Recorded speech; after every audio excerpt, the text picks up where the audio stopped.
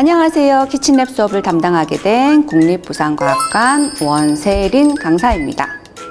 오늘은 아이들과 우주에 관한 재밌는 실험을 한번 해보도록 할 건데요.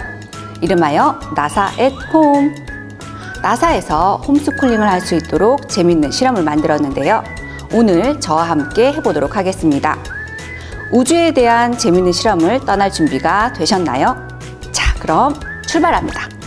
첫 번째 실험을 하기에 앞서 혹시 이 기사 보셨나요? 못 보신 분들을 위해 기사의 내용을 잠시 소개해 드리겠습니다. 미국 항공우주국 나사의 화성 헬기 인저 뉴어티가 19일 화성 하늘을 비행하는 데 성공하였습니다. 무인 소형 헬리콥터 인저 뉴어티의 비행 시간은 1분이 채 되지 않았지만 인류가 만든 동력 비행기가 지구 밖 천체에서 비행한 것은 처음인 엄청난 사건이었습니다.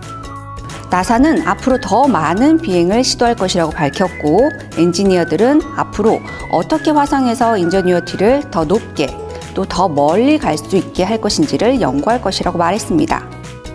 1903년 라이트 형제가 인류 최초로 지구에서 동력 비행에 성공한 후 지구 밖에서는 최초로 성공한 역사적인 순간이 아니었나 싶은데요.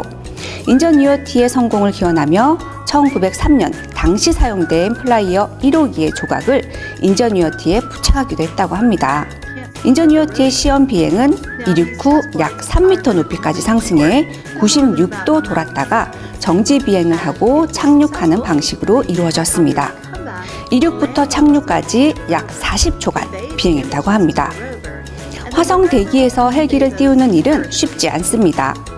화성 대기의 밀도는 지구의 1%, 즉 100분의 1에 불과하기 때문입니다. 헬기는 날개 주변으로 공기가 빠르게 흘러가야 공중으로 기체를 띄울 수 있는 양력을 만드는데, 화성 대기에서는 공기의 힘으로 양력을 만들어내기 너무 어렵기 때문입니다. 이에 나사 과학자들은 인저 뉴어티를 매우 가볍게 만들고 날개의 회전 속도를 높여 한계를 극복했습니다. 인저 뉴어티의 날개는 1분에 무려 2,500번씩 1초에 42회나 회전했다고 합니다.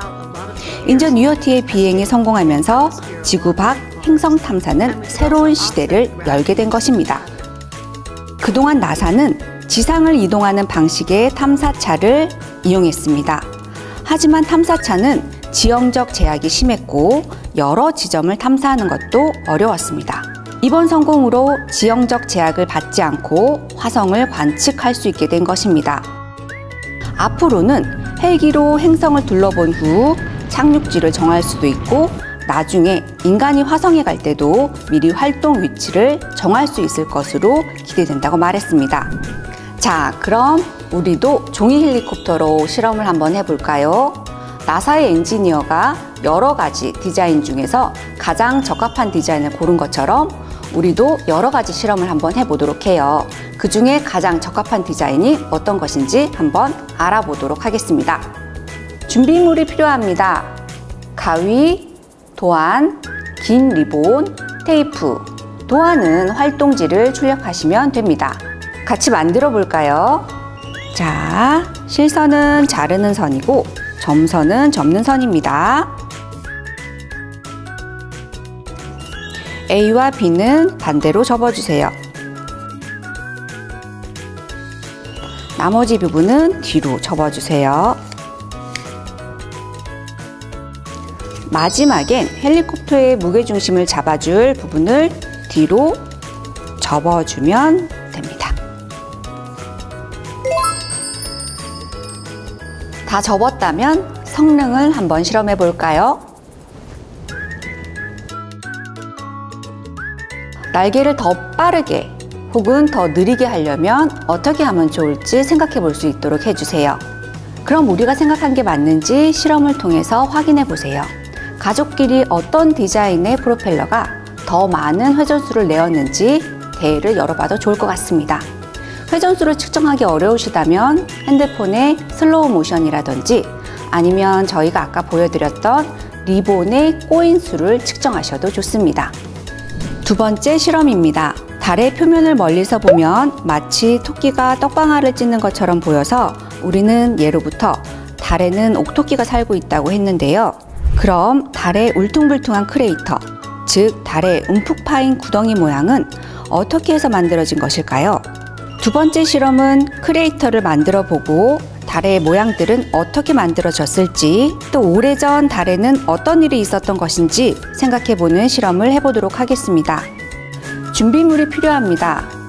넓은 쟁반, 밀가루, 쿠키 구울 때 쓰는 작은 스프링클, 코코아 가루, 채, 여러 가지 크기의 구슬이나 돌멩이. 먼저 밀가루를 3cm 두께로 골고루 쟁반에 깔아주세요.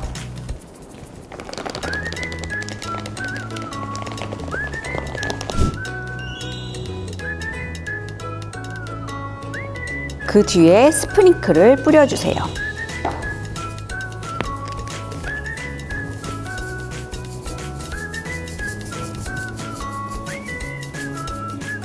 그리고 달의 레골리스, 즉 달 표면의 먼지를 나타내줄 코코아 가루를 고운 체에 올려서 골고루 덮습니다.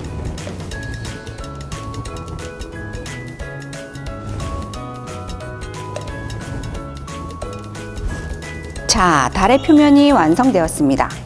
이제 돌멩이 하나를 떨어뜨려 볼게요. 수직으로 떨어뜨렸더니 멋진 웅덩이를 만들었네요. 그리고 지표면 아래에 있던 물질들, 스프링클들도 볼 수가 있어요. 분출물들이 방사형 줄무늬를 보이는 모습도 볼 수가 있습니다. 달의 표면에서 밝게 보이는 이 줄무늬가 바로 운석이 떨어지면서 만들어낸 방사형 줄무늬입니다. 어때요? 달 표면 모습과 비슷한가요? 아이들과 여러 가지 운석을 상상하면서 실험해 보세요. 또 달 표면의 사진과 비교해 보면서 아주 오래전 달에는 무슨 일이 있었던 것인지도 이야기 나눠보시고요. 또 지구에서는 크레이터를 찾기 힘든 이유도 이야기해 보세요. 참, 우리나라에도 운석구가 있다는 것을 아시나요? 경남 합천군 초계면에 가시면 우리나라 유일의 운석구를 보실 수 있습니다. 자, 마지막 실험입니다. 집에 있는 다양한 재료들로 태양계를 꾸며보도록 할 건데요. 지구를 1로 했을 때 각 행성들의 비가 어떤지를 제가 활동지에 적어놨습니다. 그 비율을 보시면서 행성들의 크기를 정하시면 될 것 같아요. 먼저 활동지를 봐주세요. 태양의 크기가 어떤가요? 지구의 크기에 비해서 109배나 큰 것을 알 수 있습니다. 우리가 만들 때 109배나 크게 만들기 힘들기 때문에 태양은 좀 줄여서 표현하도록 하겠습니다. 자, 만들어 볼까요?